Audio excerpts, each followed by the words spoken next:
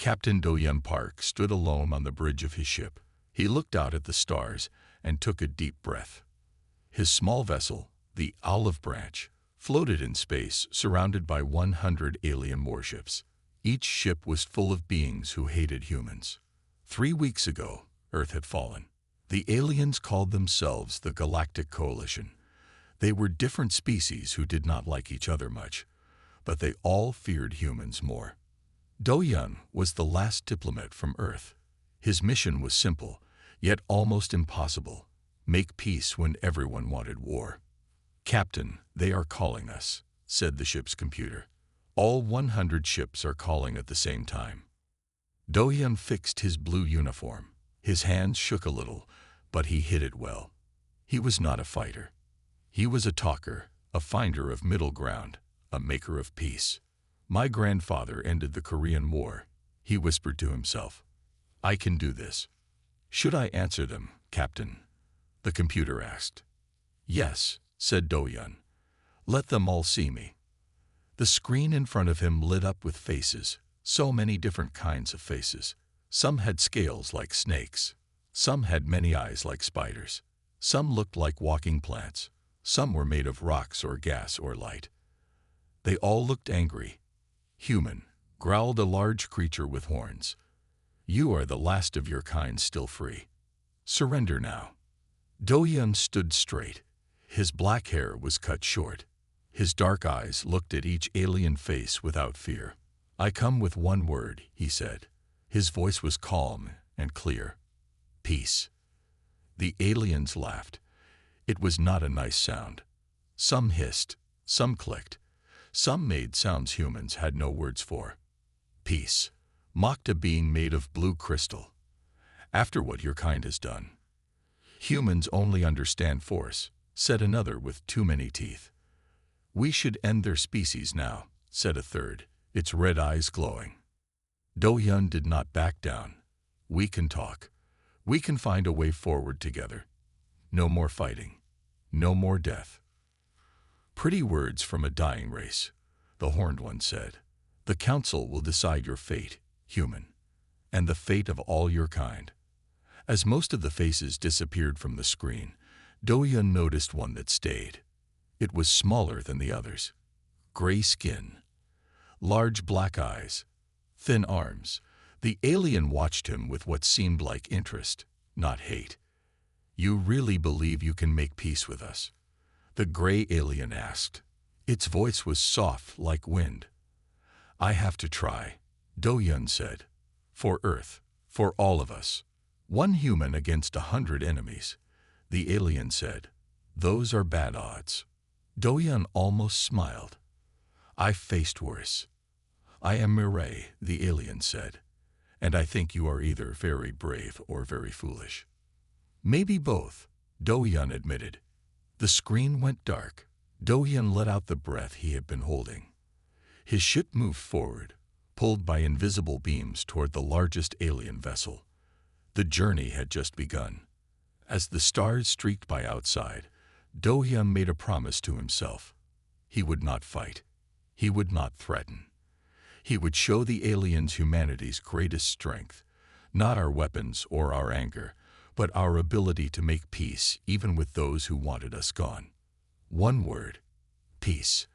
Everything depended on it. Do-Yun was taken to a huge space station. The aliens called it Judgment. It was bigger than any building on Earth. Inside, the Coalition Council met in a large round room. In the middle of the room was a clear box. Do-Yun stood inside this box, like an animal in a zoo.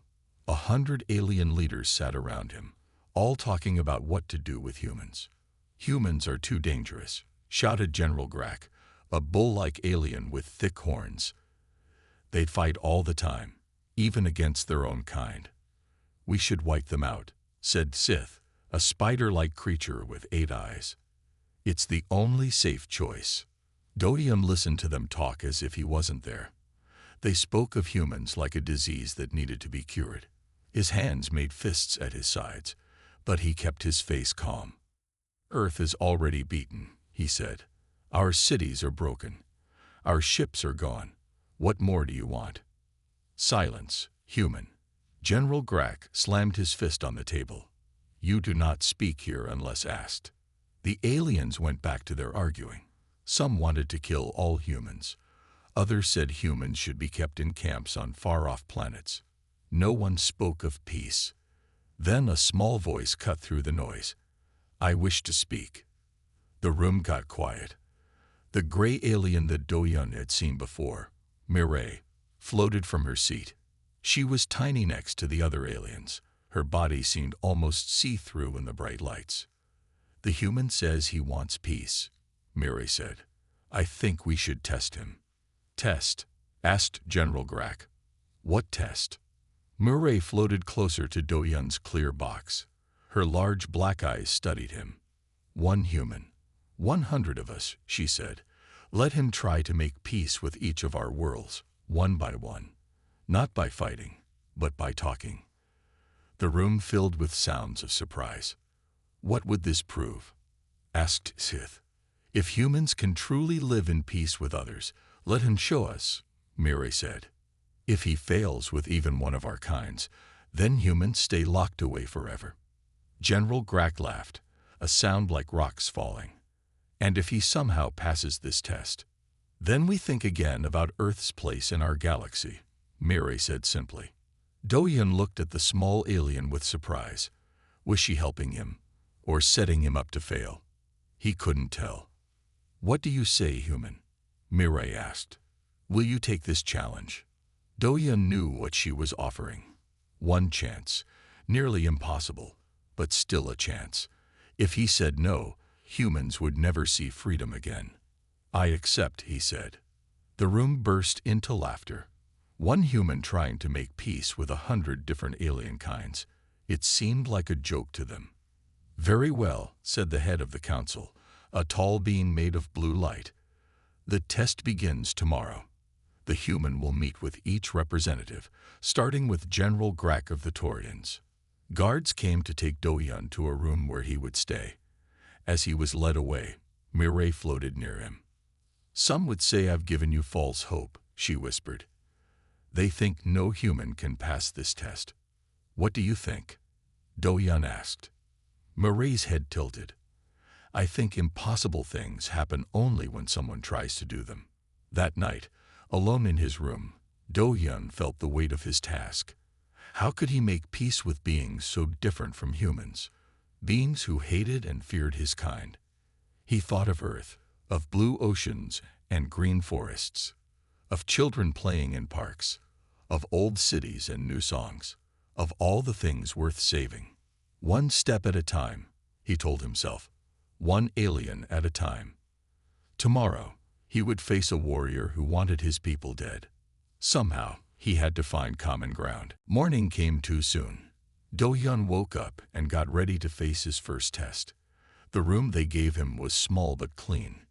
It had a bed, a table, and not much else. A sound at the door made Do-Yun turn. The door slid open, and General Grack walked in. The Taurian was huge. His skin was red-brown, and his horns curved up from his head. He wore armor that shone like metal, but moved like cloth. Human, Grack said, his voice deep and rough. I do not want to be here. This test is a waste of time.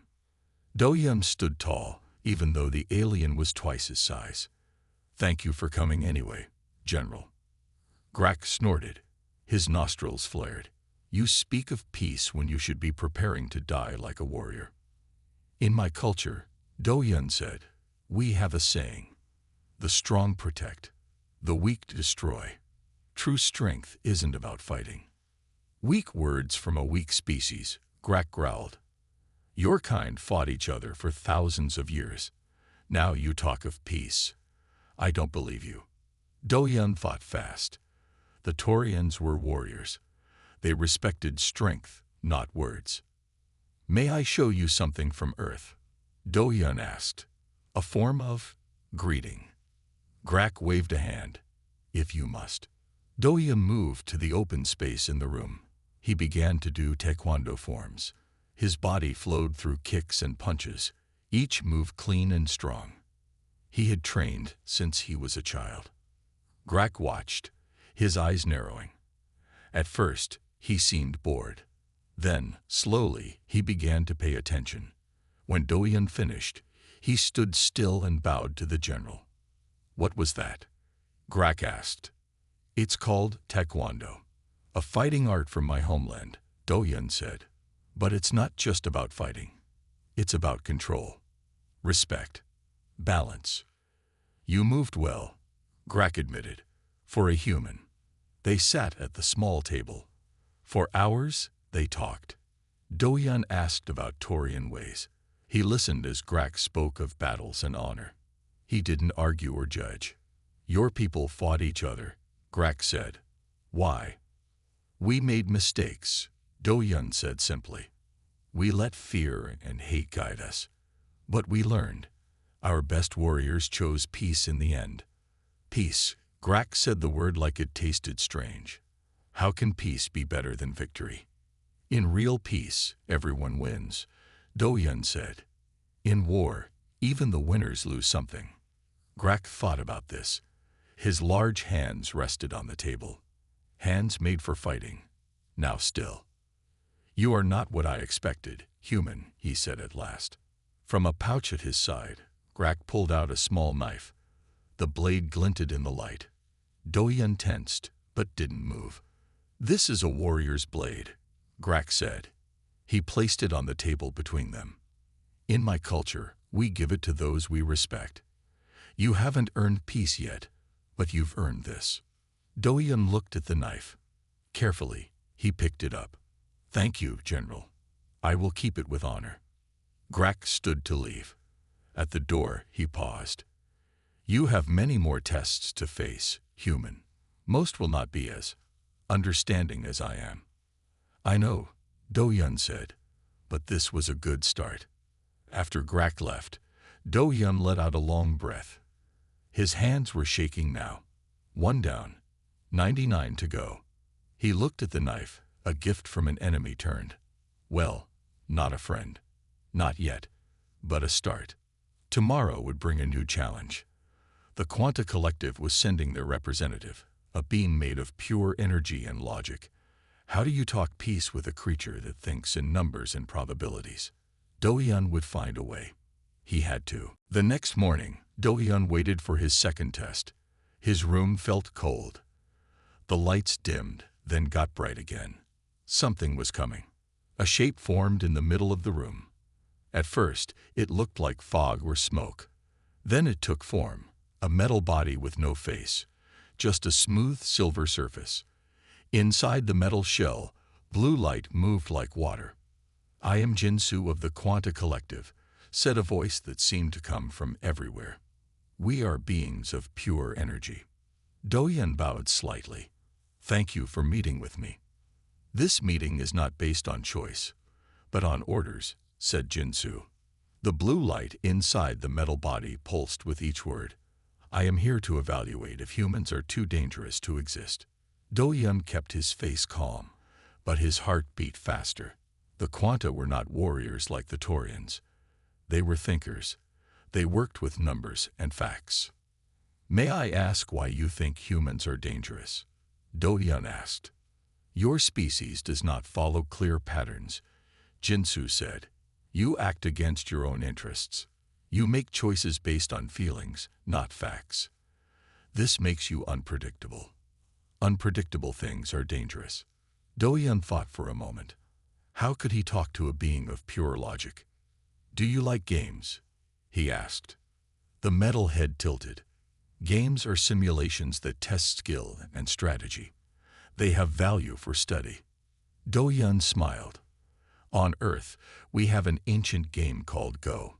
It has simple rules but is very deep. Would you play with me while we talk?" He took out a small board with black and white stones. It was one of the few things he had brought from Earth. Jinsu agreed. They sat at the table and began to play. As they placed stones on the board, they talked about many things: probability, game theory, and the nature of peace. In Go, Doyan explained, the goal isn't to destroy your opponent's pieces, it's to create more territory than them. Players who only attack usually lose in the end. Interesting, said Jinsu. This suggests that pure aggression is not optimal strategy. Exactly, said Doyun. The best players find balance. They defend and attack. They work with the whole board, not just part of it. They played for hours. Jinsu calculated billions of moves in seconds. Dohyun played on instinct and experience. The game was close. Your species fought many wars, Jinsu said, placing a white stone. This suggests humans prefer conflict. We fought because we were afraid, Dohyun said, placing a black stone. Fear makes bad choices seem good, but we learned. We grew. Now we understand that peace brings better results for everyone. When the game ended, Jinsu had won by a small margin. The metal body was still for a long time, lights pulsing inside. I have done calculations while we played, Jinsu said at last. If humans were removed from the galaxy, stability would increase by 12%. But if humans were integrated peacefully, sharing your unique perspectives, stability would increase by 27%. Dohyun tried not to show his hope. And what do these numbers tell you? That perhaps there is logic in peace after all, Jinsu said. I will take this data back to my collective. As the metal body began to fade away, Jinsu added, your game has given me much to process, human. This was unexpected. When Jinsu was gone, Dohyun picked up the ghost stones one by one. 2 down, 98 to go. Tomorrow would bring the Varu, ancient beings who held grudges for thousands of years. How could he make peace with those who never forgot a wrong? Dohyun sighed. One test at a time. One chance at a time. Dohyun didn't sleep well. Today he would meet the Varu. They were one of the oldest races in the galaxy. They lived for thousands of years and never forgot anything. When the door opened, light filled the room. A tall being stepped inside. It looked like it was made of clear crystal. Inside, colors moved and swirled. This was Elder Sungho of the Varu. Human, said Sungho. The voice sounded like glass bells. I have watched your kind for a very long time. Dohyun bowed. It's an honor to meet you, Elder. Is it? Sungho asked. The colors inside the crystal body turned dark red.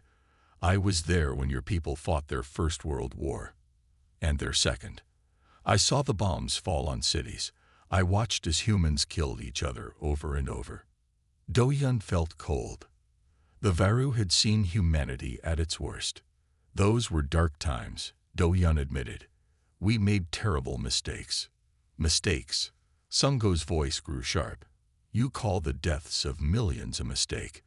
Why should we trust a species with such a bloody past? Dohyun didn't try to defend what couldn't be defended.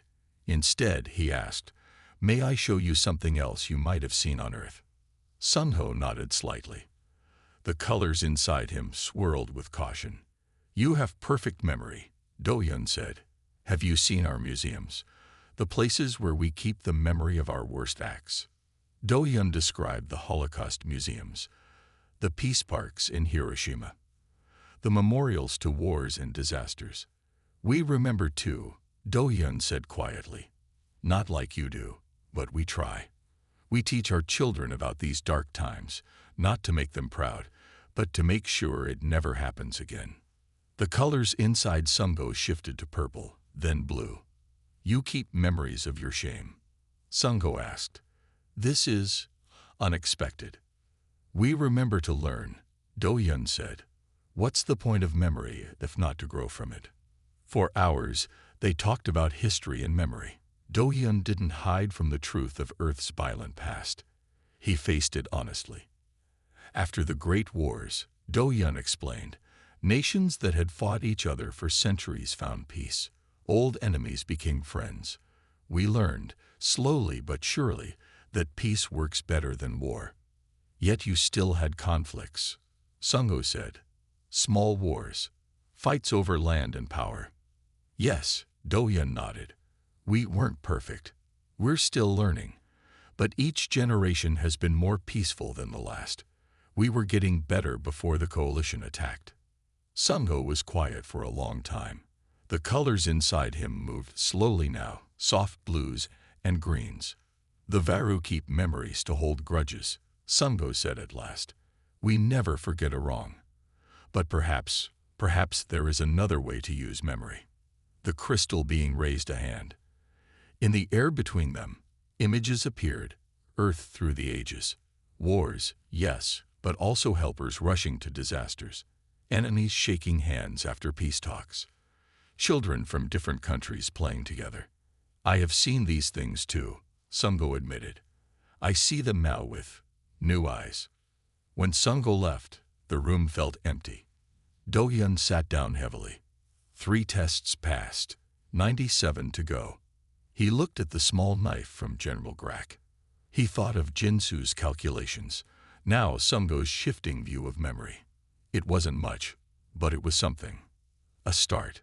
Tomorrow would bring the Mira, who felt emotions so strongly that human feelings frightened them. Do-hyun would have to find a way to show them that human passion could build, not just destroy. Step by step, word by word.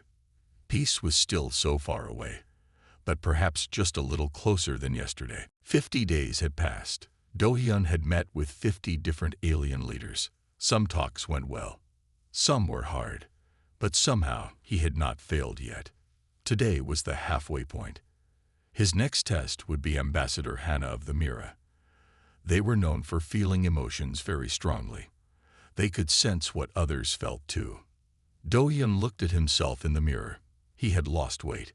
Dark circles showed under his eyes. But he stood straight and fixed his uniform. He had to keep going. The door opened. A cloud of soft pink mist floated in. It moved like it was alive. Because it was. This was Hana of the Mira. Hello, Ambassador, Do-hyun said with a small bow. The pink mist pulled back sharply. Too much, too much. Hana's voice sounded like it was in pain. Your feelings are so strong. Do-hyun blinked, confused. I'm sorry. I didn't mean to. All of you, all humans. The mist swirled faster. You feel everything so deeply. It hurts us to be near you. Your anger, your fear, your love. It's all too much. Now Do-hyun understood. The Mira were like walking feelings. Human emotions must seem wild and scary to them. I'll try to stay calm, Do-hyun said softly. He took slow, deep breaths. The pink mist settled a bit. Better, Hana said. But I can still feel your hope, your worry. It's like fire and ice all at once. We can't turn off our feelings, Do-hyun said, but we can control them. That's what scares us, said Hana. You push such strong feelings down, that they leak out anyway. It's not natural. Do-hyun thought for a moment. How could he show that human emotions were not something to fear? May I share something from Earth with you? He asked. Not my own feelings, but things made from them. The mist moved in what might have been a nod. From his few things from home, Do-hyun took out a small music player.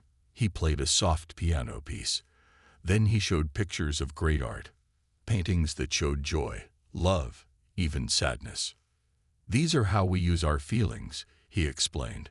We turn them into things that help others understand, things that bring beauty. The pink mist moved closer to the pictures. It changed color slightly, from bright pink to a softer rose. There is pattern here, Hana said. Order in the chaos. Exactly, said Do-hyun. Our feelings are strong, but they give us power to create, not just destroy. They help us understand each other. For hours, they shared. Do-hyun showed more art, played more music. He read poems. Hana shared Mira songs, sounds that changed color and feeling. Slowly, the fear between them melted.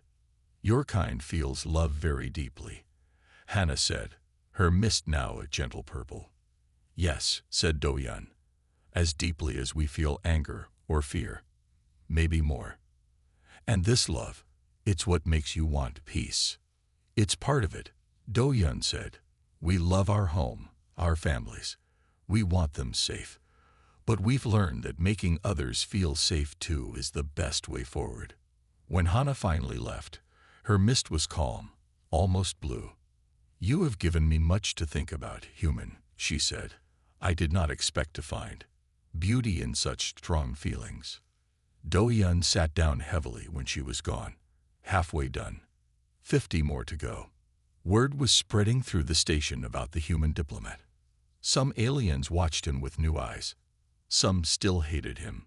But something was changing. He touched the knife from General Grack. Things that were once used for war could find new purpose. Maybe people could too. Tomorrow would bring new challenges.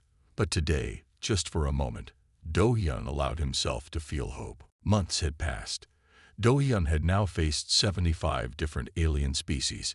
Each day brought a new test, a new mind to understand. The work was hard. It drained him more than he showed. Do-hyun looked in the mirror and barely knew the face looking back. He had lost too much weight. His once black hair now had streaks of gray. His eyes looked tired and old. Today is the Nexus Hive, said the computer voice. Their queen is waiting. Do-hyun nodded. The Nexus Hive were like bees, but smart. They thought as one mind. They did not understand being alone or thinking for yourself. When the door opened, Do-hyun was shocked. Not just the queen had come.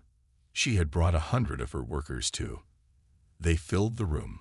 Small green beings with 4 arms and large black eyes. I am Queen Yunju, said the one in front. She was bigger than the rest, with gold marks on her green skin. These are my eyes and ears. We are one. Welcome, Do-hyun said. He tried to stand straight, but he felt weak. He had not slept well in days. You humans are too alone, said the queen. Each of you thinks only of yourself. This makes you dangerous. We are individuals, Do-hyun agreed, but we work together too. We have families, teams, nations. Not the same, said the queen. Your minds are closed to each other. You hide thoughts. You lie. You cheat. In the hive, all is known. All is shared. Do-hyun tried to explain how humans work together while still being themselves. He told stories of teams that saved lives, of towns that helped each other after storms. But he was so tired. His mind felt slow. His words came out wrong. In our culture, he said, making a hand motion that meant working together in Earth Sign Language. The room went silent. The small green workers began to buzz angrily. The queen's eyes narrowed. That gesture, she said coldly, means death to the weak in our language. Do-hyun's eyes widened. I'm sorry. I didn't know. I meant no harm. But the damage was done. The workers buzzed louder. The queen stood up. This meeting is over, she said. Humans cannot understand others. You don't even try. After they left, Do-hyun sat alone. For the first time since the tests began, he had failed. One mistake, one wrong hand motion, and all his work was falling apart. That night, Do-hyun couldn't sleep. His body hurt. His head ached. He felt like he was breaking. I can't do this, he whispered in the dark. I'm just one person. It's too much. He thought of Earth, of his home by the sea, of children playing in parks under blue skies, of cities that had stood for 1,000 years, now broken by war. Was it all for nothing? Had he failed everyone? Morning came. Do-hyun made a choice. He asked the guards to bring Queen Yunju back. When she arrived, alone this time, Do-hyun bowed low. Yesterday I failed, he said simply. I made a mistake because I didn't understand. But that's what humans do. We make mistakes. Then we try to fix them. The queen watched him with her large black eyes. In the hive, mistakes are not allowed, she said. That's the difference between us, Do-hyun said. Humans learn by getting things wrong. It's how we grow. It's messy and hard, but it works. He showed her how Earth's greatest steps forward often came after big mistakes, how learning from failure made humans stronger. For the first time, the queen seemed to really listen. Strange, she said at last. In weakness, you find strength. Yes, said Do-hyun. Sometimes our biggest failures lead to our best ideas. When she left, Do-hyun didn't know if he had passed this test, but he had been honest. That would have to be enough. As Do-hyun reached his 90th test, something strange began to happen. The aliens he had already met started coming back to see him. One morning, as Do-hyun prepared to meet the Draconid representative, there was a knock at his door.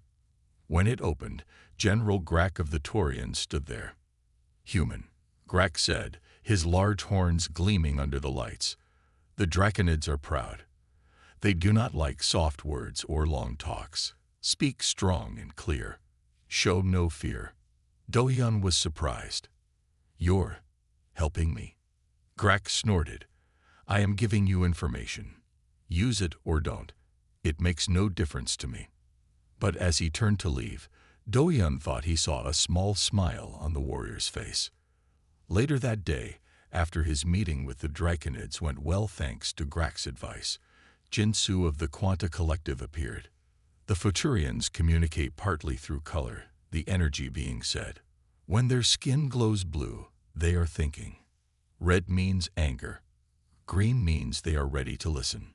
Watch for these signs. Day after day, more aliens came with advice.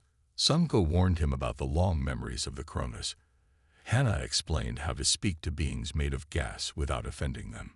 Do-hyun realized something important was happening. These aliens were no longer enemies. They weren't quite friends yet, but they were helping him. Without planning it, he had built his own coalition. By the time Do-hyun reached his 99th test, he was tired but hopeful. The last few tests would be the hardest. Today he would face Commander Shunho of the Krell Empire. The Krell were known for their warships and weapons. They never backed down. But when Commander Shunho entered Do-hyun's room, he wasn't alone. A dozen other aliens came with him. Grak, Jinsu, Sungho, Hana, and others. What is this? Shunho demanded, his scaled face showing surprise. I am to meet the human alone. We have been watching, said Mireille, floating into the room. The small gray alien had not spoken to Do-hyun since the tests began. This human has shown more wisdom than our entire coalition. This isn't how things are done, Shunho said, his tail swishing with anger. Perhaps, rumbled Grak, standing tall beside Do-hyun. It is time for new ways. Mireille moved to the center of the room. The coalition was formed because we feared each other almost as much as we feared humans. But this human has shown us something important. He has listened to each of us. He has tried to understand our ways. He has faced 99 different minds and found common ground with all of them. Not all, said Queen Yunju, walking in with her hive workers. He made a mistake with us. The room went quiet. Do-hyun's heart sank. Would one mistake undo all his work? But the queen continued. He admitted his error. He showed us that mistakes can lead to learning. This is valuable knowledge. Shunho looked around the room, confused. So you're all saying this human has passed your tests? We're saying, Grak said, putting a hand on Do-hyun's shoulder, that perhaps we were testing the wrong things. For the first time in months, Do-hyun felt real hope. He had come seeking peace with 100 enemies. Instead, he had found something more valuable: understanding. The final test would come tomorrow. Mireille herself would judge if humans deserved a place in the galaxy. But now, Do-hyun knew he wasn't facing her alone. One word, peace, had started to change everything. The day of the final test came. Do-hyun put on his clean uniform. He stood straight and tall. The past months had changed him. His hair had more gray now. His face had new lines. But his eyes held something new, not just hope, but certainty. When the door opened, Mireille floated in. The small gray alien seemed to glow slightly in the room's light. Captain Do-hyun Park, she said, you have faced 99 tests. Now you face the last one. Do-hyun bowed slightly. I'm ready. Are you? Mireille asked. Do you know what this test was really about? Do-hyun thought for a moment. It was about seeing if humans could live in peace with others. "No," said Mirai. "We never expected you to pass even half the tests. This was meant to prove that humans could not make peace, that you would fail, and we could keep Earth locked away forever." Do-hyun's eyes widened. "You set me up to fail." "Yes," Mirai admitted, "but you didn't fail. You showed us something we didn't expect. One human with one simple goal did what our 100 worlds with all their weapons and ships could not do. You built real understanding between different minds." The door opened again. Aliens from all the species Do-hyun had met came in. The room filled with beings of all shapes and sizes. Some floated, some crawled, some walked on many legs, but all looked at Do-hyun with new eyes. "The coalition will vote today," Mirai said. "Earth's fate will be decided." Hours later, Do-hyun stood before the full council. The large room was packed with representatives from 100 worlds. At the center, the leaders of the coalition sat in a circle. "The vote is done," said the head of the council, a tall being made of blue light. "It was not everyone, but most agree. Earth will be welcomed back to the galaxy." A sound filled the room, a strange mix of clicks, hums, growls, and whistles. It was applause from 100 different species. Do-hyun felt his legs go weak. He had done it. Earth was free. As he prepared to leave for home, aliens came to him one by one. Each gave him a small gift, a token from their world, a crystal from Sungo, a poem from Hana, a medal from General Grak. "You came with one word," Mirai said at the goodbye ceremony. "Peace." None of us believed it was possible. "Peace isn't something you win once and keep forever," Do-hyun said, looking at the gathered aliens, former enemies now turned cautious friends.